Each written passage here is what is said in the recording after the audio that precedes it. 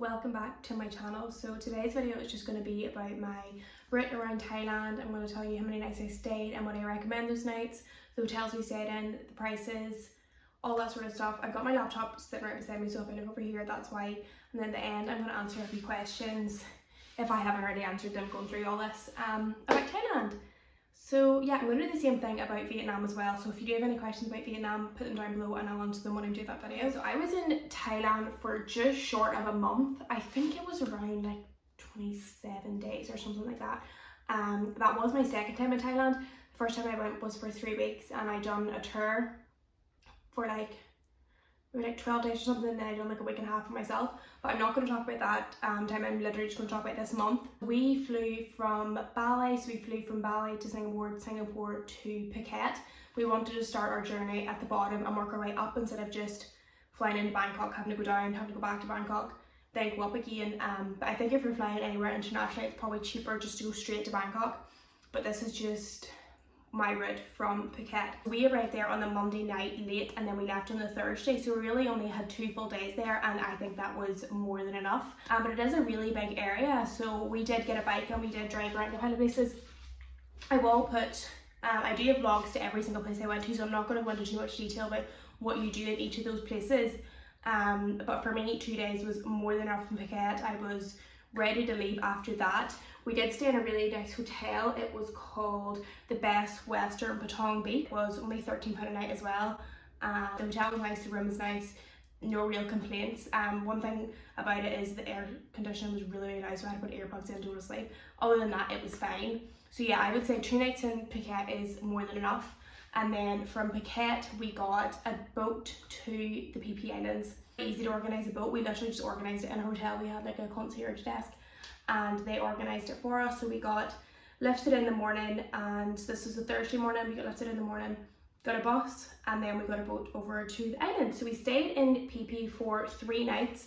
PP is a really small island. There's no cars, there's no motorbikes. It's literally just you walk or you cycle. So you really don't need to spend a lot of time there because you can do so much in such a short amount of time because it is so small. The main things to do there are really like the boat tour and the viewpoint. So yeah, we spent, so we had like half of the day that we arrived, and then we had 2 full days, and then we left, and I think that was more than enough time there. You can get a lot of stuff done. It is really good for like partying and all too. Like, there's good like beach bars and stuff like that, but you really wouldn't want to stay any longer there because there's just no need. Like, you can do everything in those 2 days anyway. Stayed in a hotel called Panmani, am I saying that right? Yeah, it was £13 a night. It was really basic, like it was basically, we just got a room, but it was fine. Like, it was 100%, like there was no pool, we didn't have a balcony, but everything was good. So I would recommend the hotel, and it was in literally like the middle of the island, so it was easy to get like to everywhere in walking distance, and there was restaurants and shops and all right beside it. So yeah, I do recommend that hotel, but just don't think you're going to get anything fancy because it was not fancy at all. And from PP, we went from PP to Koh Lanta. So that was just like I think it was like a 30-minute speedboat, or like just under there anyway, from PP to Koh Lanta. We organised that just on the island. There's loads of like people selling boat trips and stuff like that, so don't worry. You can just literally book everything when you're at the place before. So we stayed in Koh Lanta for 2 nights. So we had the day we arrived, because we arrived there early in the morning, we had that full day, we had the full next day, and then we left the day after, and that was more than enough time. I personally didn't really like Koh Lanta. I know a lot of people say that's like their favourite place, and I'm just like, oh my god, not for me. It was way too quiet. There's like nothing going on, like there's no buzz about it. We really didn't see that many people like the whole time we were there. Maybe we just went at a bad time of the year, or obviously because of COVID it wasn't properly busy again. But I really, if I was to go back, I wouldn't do Koh Lanta. I just would go somewhere else. But if you do want to do it, we stayed at a hotel called Pinky Bungalows, and they were only £12 per night, and it was really good. They did have a pool, they had a gym. The gym wasn't that fancy. It was like close to a couple of like restaurants if you did want to walk, but you would kind of need to get a bike if you're going to Koh Lanta, because you need to like drive about places because there's really not that much to do. So yeah, first thing I would say, yeah, that's one place that I would skip out if you're stuck for time. I wouldn't go to Koh Lanta. From Koh Lanta to Koh Phangan, so we had to get we actually got lifted in Koh Lanta. You're able to drive from Koh Lanta to Krabi. There's like a bridge that takes you over. So we went from Krabi to Surintani, I think. I don't even know if that's how you pronounce it, but it's the other side of the island, and then we got a boat from there to Koh Phangan. So that took us basically like the full day. Like I don't think we maybe left at like 8 or 9 maybe, and then didn't get to the hotel till like 5 or 6 that night. So it is a long day traveling. Yeah, then we landed in Koh Phangan. I have been to Koh Phangan before. I spent a lot of time there. The first time I was in Thailand, that's where like the full moon party is, and we literally missed the full moon party by one day. Like we arrived on the Tuesday and the full moon party was Monday night. Such bad timing. I wish we just knew about Koh Lanta and then didn't go so we can go to the full moon. So definitely try and plan going to Koh Phangan around the full moon party. Just Google full moon party whatever month you're going and it'll tell you. It happens every month. But it's unreal. But yeah, so we stayed in Koh Phangan for 4 nights. And I would recommend staying that long. I really like Koh Phangan. It's such a nice, chill, but like good vibe island. So yeah, you have the beach with the full moons on. There's loads of bars on that strip, and that whole area is like really busy at night. But then you also have like at the top of the island where there's a bit more chill, and there's so many nice beaches and there's so many nice restaurants and bars and stuff like that. I just really liked Koh Phangan. Stayed the first 3 nights. We were only meant to stay 3 nights. We stayed in a place called Tiki Beach Hotel, and I don't really recommend it. It was, I think it was like £17 a night, so that was the dearest one we had paid so far, and it was so average. Like it was just not worth it. Like I'd stay in that one we stayed in PP over that one because it was like a bungalow outside. The bed was like not comfy at all. We had like 1 plug in the room. It was like a wet room. It wasn't like a shower. There was like a window which had holes in it, so like stuff could come in your room. We had lizards and stuff in the room, and I'm terrified of lizards. It just wasn't good. Like it just overall wasn't good. There was no like, we didn't get water in it in our room. People's like, oh, it's only £70, that's fair enough. But when you look at the hotels we did stay in that were less and we got all that stuff, then you're just like, why would I pay more? It does have like a good like pool area, and it's right on the beach, so there are pluses, but I would not stay there again. So we moved hotels and we went to a hotel called Panyang Akuna. It's in like the middle of the island, and it was a wee bit more dear. It was like £34 a night, but it was unreal. Like the room was deadly. It was like you had like your bed, there was like a sofa area, there was a table and chairs, there was a wee bit of a kitchen area, the bathroom was lovely. We had it was like a bit outside, like a balcony area. It had a really nice pool, it had a gym. It was just so much better. So if you don't mind spending a wee bit more, I'm sure you can like buy food and like make it in the place. I'd recommend that hotel. It was really nice. The only thing is it is in the middle of the island, so you do need to get a bike to like get about, but you're probably going to have a bike anyway if you are going there to any of the islands, because it's the best way to get about if you know how to drive them. Don't drive them without a license. Okay, then from Koh Phangan we went to Koh Tao. So I didn't go, this is my first time I've been to Koh Tao. I didn't go to Koh Tao the first time we went to Thailand. It was good, like it was a nice island. It was very quiet when we went as well. I think we stayed 2 days. We were going to extend, but then we didn't. And I'm glad we didn't. We got up both days, just got on the bike and explored, like just drove by, went to all the viewpoints, went to different beaches, stuff like that. It was good, but I thought it was going to be better than it was. We didn't do the boat trip because at that stage Dougie was a bit scared of doing all the snorkeling because we'd just done so much, and bad stuff kept happening to us when we kept getting in the water, so Dougie kind of had the fear. So I maybe would add on an extra day if you wanted to do snorkeling, or if you can scuba dive. I think you need to stay like, if you want to learn to scuba dive, that's a really popular place to do it, so you need to stay at least like 3 or 4 days to do that. But if you know how to scuba dive, I'd probably add on a couple other days and go for a few dives. But yeah, so we stayed in a hotel called Mar 24, and it was actually really nice. Like the room was basic, like it was fine, but the owner was so nice. Like he sat us down that first day, got like a map out, showed us all the good places, showed us where to eat, give us like wee tips and tricks and stuff. He was so lovely. The hotel was £18 a night, so it was the dearest we paid, but we couldn't find anything any cheaper on the island. Like we were just doing it from the cheapest. So it is a bit more of an expensive island, but I do definitely recommend that hotel because it was really nice. There was a pool as well. 2 days was more than enough for me personally. So we went from Koh Tao to Bangkok. So that journey is another long journey. So we had to get a boat from Koh Tao back to the mainland. and then we got an 8-hour bus from, I can't actually remember the pier that we ended up going from, but it was from the mainland up to Bangkok. So people need to keep into consideration that sometimes when you're moving from places in Thailand, it can take a day to get there. So like you need to leave a day extra when you're going to some places, because you might not get there till like the evening. Like Thailand's a really big country and it does take a long time to get from place to place. Whereas in Bali, like you can take you 2 hours to get from like one place to another, so you don't really need to like factor in that time. So just when you're booking places, know where you're going next and see how long it takes you to get to that next place, because you don't want to like only book 2 nights and then end up traveling for a whole day in a place. So yeah, so we got to Bangkok late that night and we had the full extra day and then half a day the day after, because then we were getting an overnight train from Bangkok to Chiang Mai and it didn't leave till like 7. So we had like a day and a half basically, which is more than enough for Bangkok. It depends what you're into. Like if you like that like city life and you like going to like fancy places but you like walking about and stuff, like you can spend a good few days there. But for me personally, like I don't really care. Like we seen a lot of stuff. Like we went to the temples, we went to markets, we went to a dog cafe to see dogs, we walked around a park, we went to a shopping centre. Like we done all that in a day and a half. So just like get up early and explore. We also went to Koh San Road. It's got really good nightlife in Bangkok. We stayed in a hotel called The Quarter. It was £24 a night, but it included breakfast and it had like a rooftop and it had a pool. So I didn't really think it was that bad. It is going to be a wee bit more expensive in Bangkok if you want to stay in a hotel, but £24 a night, like you really can't complain, and the breakfast was really, really good. From Bangkok we then went to Chiang Mai, so that's another really big journey.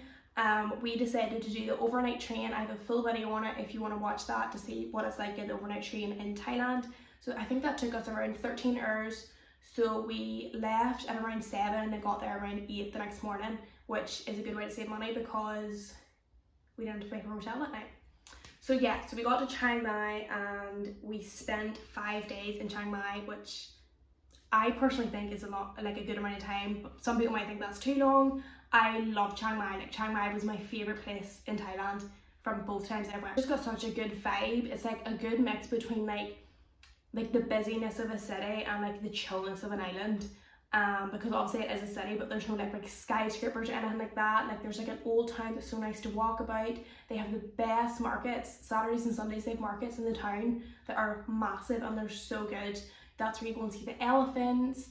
We went to a cooking class up there. Like it was just the best. And the rice sweets in Chiang Mai, they actually only opened like a week or two before we arrived, and we usually don't go to places unless we can say they have loads of reviews, but we were like, no, this looks good, let's just go try it, and thank God we did. Like it was unreal. We had a pool. It was an indoor pool, which I do like an outdoor pool, but whatever. We had a gym. The gym was basic, but like it was good. Like we done a good few workouts when we were there. So if you're going to Chiang Mai, definitely stay in the right suites. It was £17 a night when we were there. I'm gonna assume they're definitely gonna put up the prices because it's way better than £17, but that's what we paid. So then from Chiang Mai we went to Pai. We actually rented a bike and drove there. It's like a really popular thing to do. There is like over 700 bends in the road, and like before we went I was like, oh, it's gonna be like a straight road and I'll be like a few. No, like literally 3 years straight we were just like this, driving like up in the mountains. The views were unbelievable. So if you are confident on a bike, I'd highly recommend driving yourself. We got like a company just to take our bags and we got them when we got there, and we drove and it was lethal. The only thing was we did get caught in the rain and it was quite bad, but we stopped in this place to get coffee, and the wee workers got us a bin liner and like poked arms out of it so that we could wear something when we were driving. Oh my god, it was the cutest thing ever.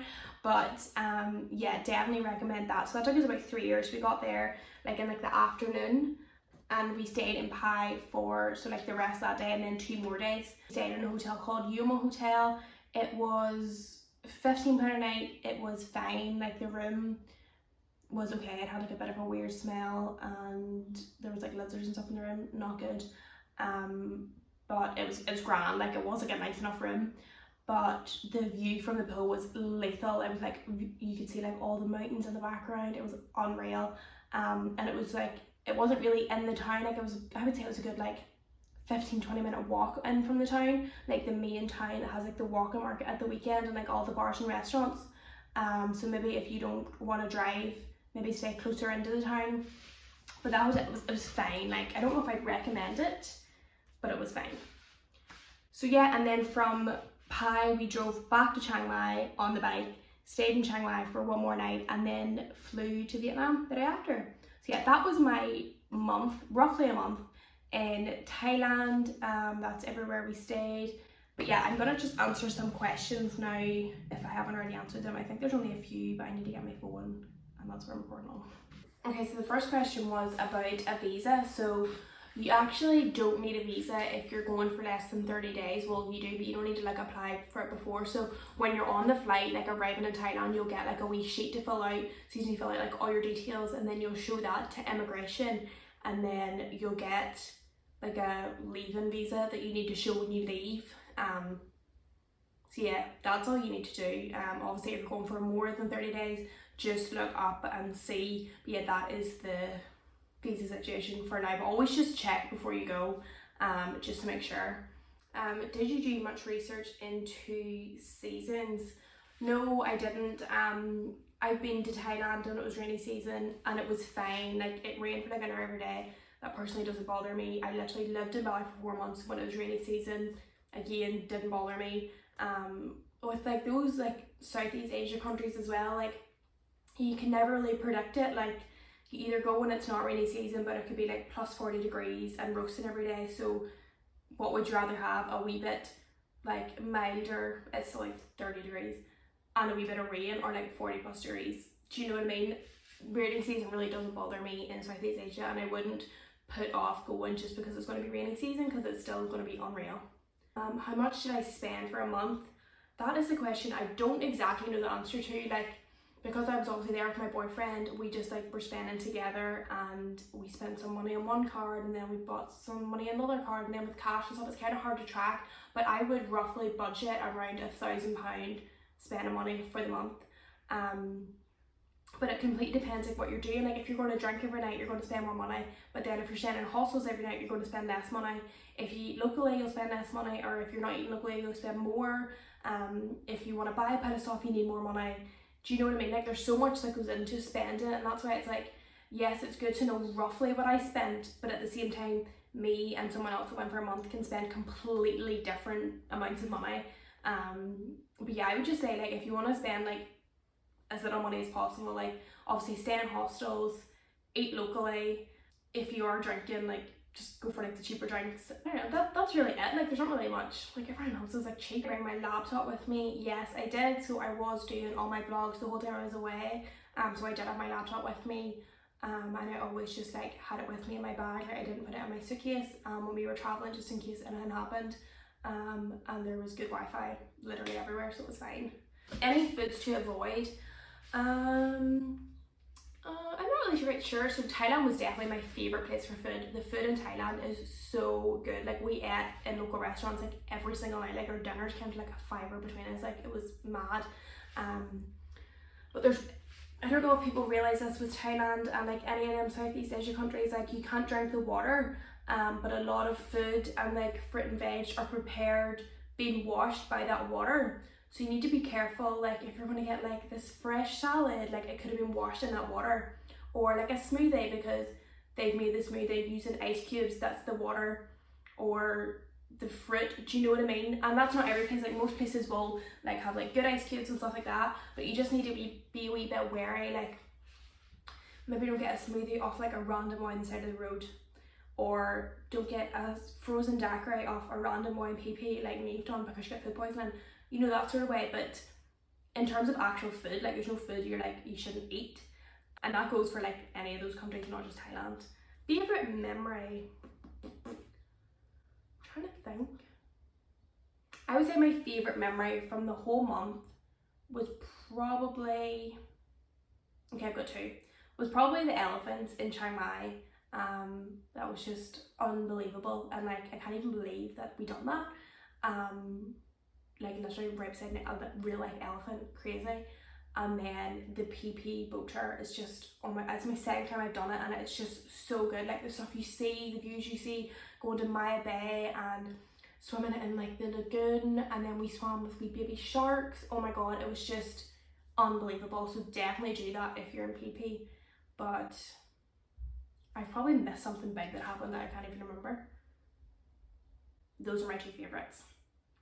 And yeah, I think I answered a lot of other questions about like routes and stuff like that, so hopefully I've answered that in the first bit. So yeah, if you enjoyed this video, or if you've any other questions I haven't answered, or any questions about anything else, please comment them down below, and I will see you in my next video.